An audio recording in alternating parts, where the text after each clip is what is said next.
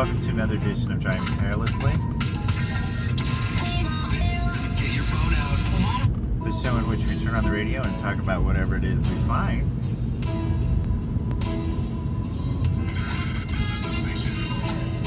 It's interesting. Not familiar. South Florida's original 101.5.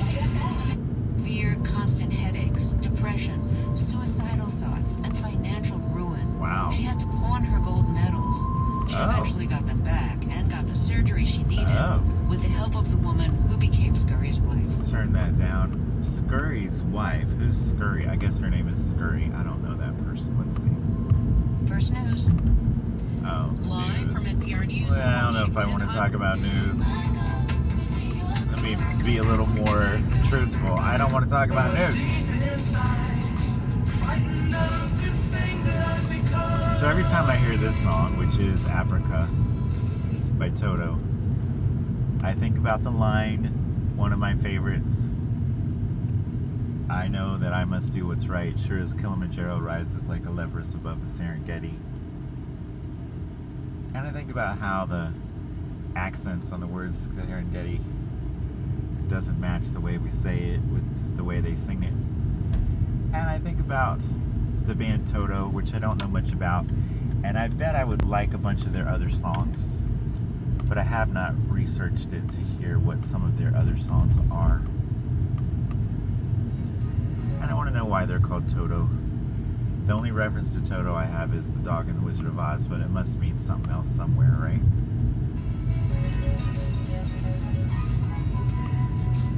Hurry, boy, she's waiting there for you. We'll have to hurry because the construction guy is holding up the sign that says slow, that on the other side says stop, and they want it says slow, but they always want you to hurry up. Okay.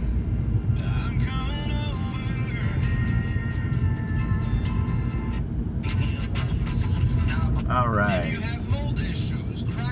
Mold issues, cracked tile, issues. We all have issues.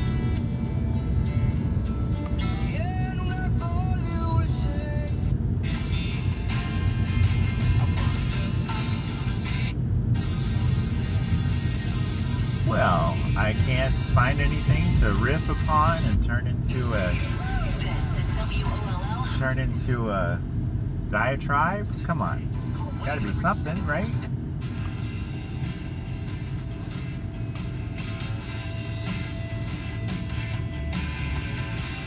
Brand new, fresh out of the box, Dolphins head coach who was... Ooh.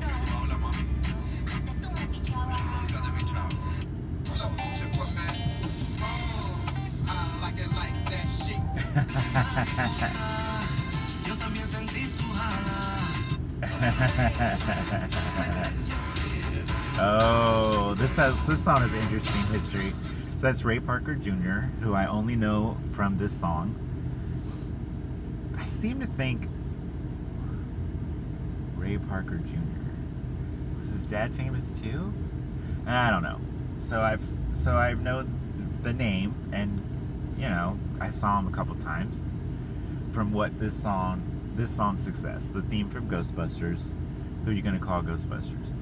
And I'm pretty sure I noticed its maybe not. I noticed its similarity to the song that Huey Lewis and the News recorded, that Huey Lewis wrote. Well, I don't know if the News helped write it or not, but the song, one of Huey Lewis's big songs, I Want a New Drug, they sued over that because it was too similar.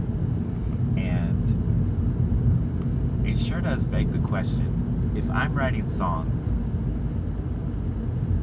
and you're on a certain chord, it only goes to a few other chords and sounding good, right? You can stretch the limit. You know, you can add one or two new things to a song, but if it's just so different that you don't like it and the audience doesn't like it, it means it's not familiar enough, which means when you're on one chord, there's only so many choices you can go to for the next chord, and it will sound good to your ear based on what you've already become used to. So every single person that's writing songs, they're writing from the well of their own experience, and so they're writing things that will sound good to themselves and hopefully to the audience, because they're already close to things that we've already heard. If they're just out there in space, if there's too much weirdness, we won't even hear it or remember it or like it at all. So every single person that's writing songs is in great danger of writing something that they've already heard, or writing something that sounds like something to somebody else that somebody else has already heard, because it has to be familiar in order to be likable. So that gentleman had to pay the other gentleman for that song that he probably thought he wrote.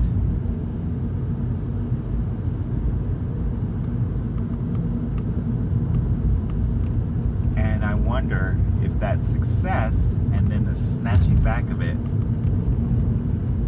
was extremely detrimental, because as a musician, it's my belief that any musician who has a big song has probably already made lots and lots of songs, lots and lots of singing, lots and lots of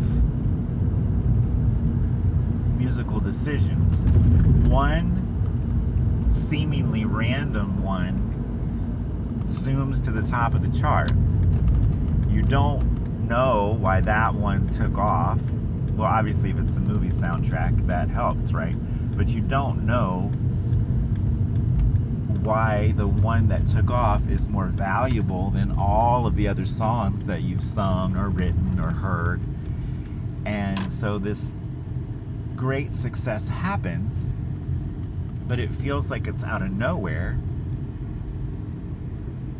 because your performance of that one song is probably not particularly better than your performances of 1,000 other songs.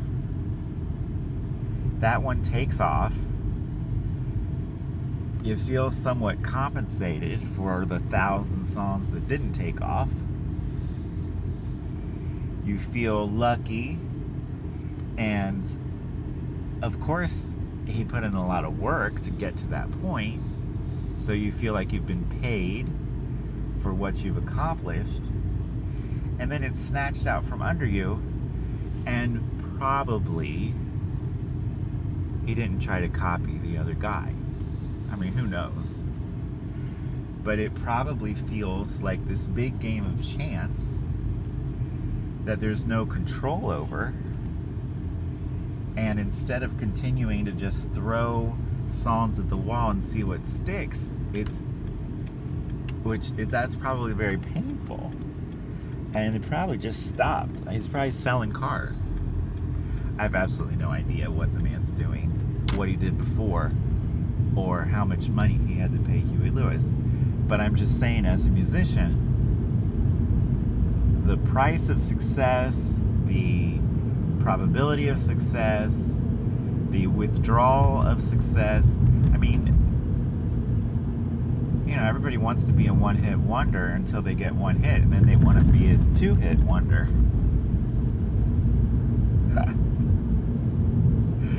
But we just don't know how art of any type is going to be received, or if it's even going to be received at any given time. People are singing all over the world, and whatever music they're creating is better and worse than anything that's successful at any given time.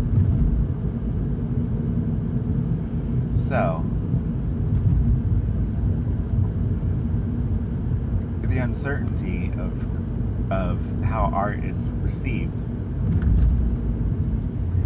must be very difficult for people who are trying to be consistent, or people who are trying to be somewhat normal.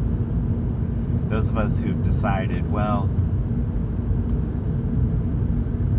I'm an artist, we'll see what happens.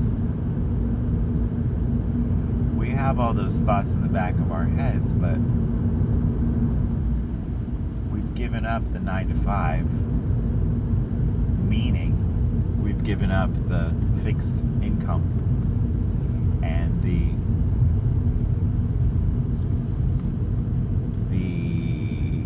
confidence in what we're going to get based on what we're going to do. Every job has that uncertainty about it, but waking up every day trying to find a new job every day, you know, somebody will pay you to sing at their event, but that's once and it's over.